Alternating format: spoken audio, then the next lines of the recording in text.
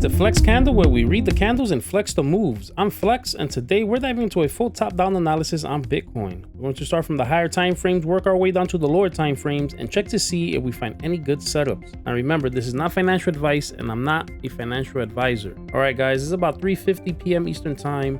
The price of Bitcoin is at 117,567, and we have a couple of candle closes coming up in about 4 hours. The first one is going to be this 2-week candle close, and right now we're kind of far from the 21 moving averages at 99,693. The stochastics are, I wouldn't say super toppy. We're getting to the dotted line on the stochastic RSI here on the top part, but you know, we could definitely still run up here a little bit more. But what I'm not liking is if we close like this, look at this wick.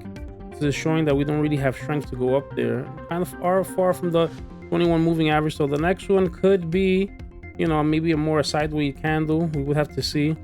Now on the weekly chart, the stochastic RSI already double topped. We're on the way down. I thought maybe we'll get some curvature, but so far it looks like we're dropping down. This is not looking like a bullish candle here. This is bearish. This is kind of looking like this topping tail over here. The 21 moving average is at 103,794.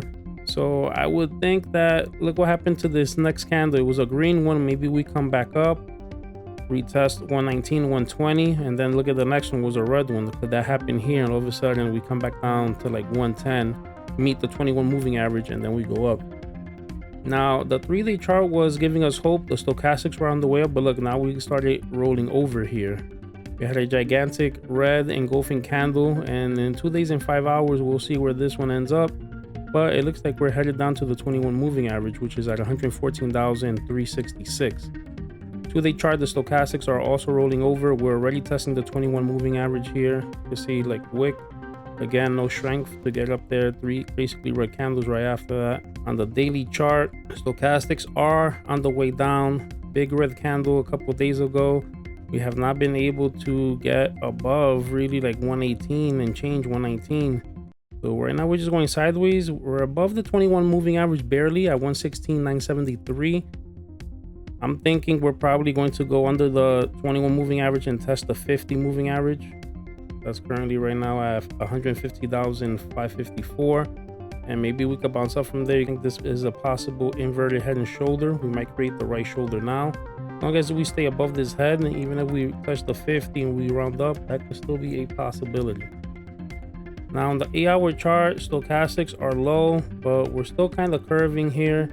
We're below the 21 moving average. This kind of looks like a bear flag, you could say. This could even be some type of head and shoulder, left shoulder, head, maybe right shoulder. All of a sudden we come down to the 200 moving average. That's at $112,905.